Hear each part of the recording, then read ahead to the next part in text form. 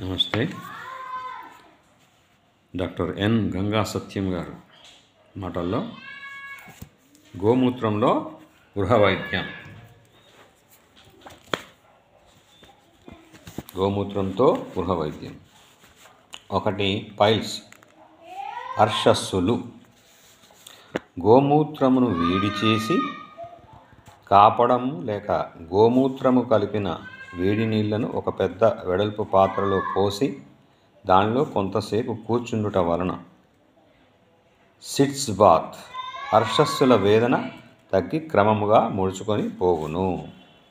వేడి బాగా వేడి కాదండి, జాగ్రత్త చూసుకోవాలి. సరిపోని వేడి చూసుకొని చేస్తే ఇది వేదన తగ్గుతుంది, క్రమంగా ముడుచుకొని పోతాయంట ఫైల్స్. ఇది 1. 2, లావు తగ్గడానికి. చాలామంది లావు ఉంటారు, లావు తగ్గాలని చూస్తుంటారు. ఇది చాలా ఇంపార్టెంట్. 10 మిల్లీలీటర్లు గోమూత్రమును గోరువెచ్చని నీళ్ళతో, గోరువెచ్చని, నాట్ బాగా హాట్ కాదు, కలిపి తీసుకోవాలి. లేక 10 మిల్లీలీటర్ల గోమూత్రమును తేనెతో కలిపి తీసుకోవచ్చు.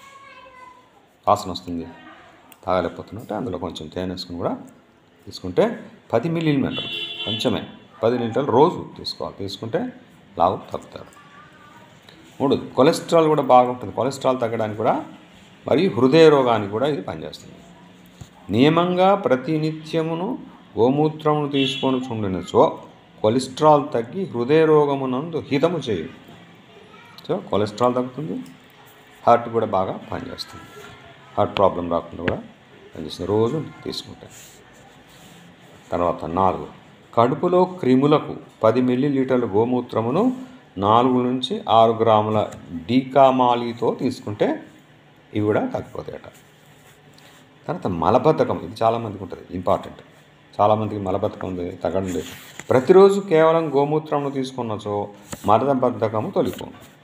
రోజు కనుక క్రమేణా 10 ml తీసుకున్నా డైలీ తీసుకుంటే మలబద్ధకం అనేదే ఉండదు. 6, వివిధ చర్మ వ్యాధులలో గోమూత్రంతో పైన మర్దన చేసినచో తప్పక లాభము కలుగు. ఇది కూడా ఉపయోగం. చర్మ వ్యాధులకు ఇదే రాసుకోవచ్చు. తర్వాత 7, విచ్చరిక పామ, మండల కుష్ఠములలో కూడా గోమూత్రము యొక్క ఉపయోగము లాభప్రదముగా ఉంటుంది. ఇది కూడా. నెక్స్ట్ జలోదదము. 20 మిల్లీలీటర్లో గోమూత్రంలో 4 గ్రాముల యవక్షారం కలిపి తీసుకున్నచో పురాణ అంటే జీర్ణించిన జలోదరము సైతము తొలగిపోవును. 9, జీర్ణ ప్రతిశ్యాయము. దీర్ఘకాలంగా పాటిస్తున్న రొంప గోమూత్రం యొక్క నస్యము అనగా 2 నుంచి 4 చుక్కల ముక్కుల్లో వేయటం వలన లేదా గోమూత్రమును ప్రతినిత్యమును 2 సార్లు తీసుకుంటం వలన జీర్ణ ప్రతిశ్యాయము నివారించును. 10, దెబ్బ తగులుట వలన. దెబ్బ తగులుట వలన కాలు బెనికినను లేక వాపు వచ్చినను గోమూత్రమును వేడి చేసి గుడ్డను ముంచి అందులో కాపుట వలన కానీ లేక గోమూత్రంలో ముంచినట్టి వేడి గుడ్డ దెబ్బ తగిలిన చోట ఉంచుట వలన కానీ ఉపశమనము కలుగును. 11, వ్రణములు పుండ్లను గోమూత్రముతో ప్రక్షాళన చేయవలను. 12, పచ్చకామెర్లు.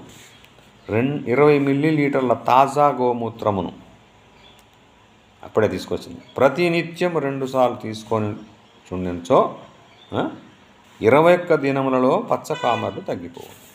ఇదండి మనకు డాక్టర్ గంగా సత్యం గారు చెప్పారు. మరి ఇది పాటించండి, మీ ఆరోగ్యాన్ని కాపాడుకోండి. Thank you viewers. Jayaprakash. Thank you viewers. Thank you subscribers. Thank you one and all.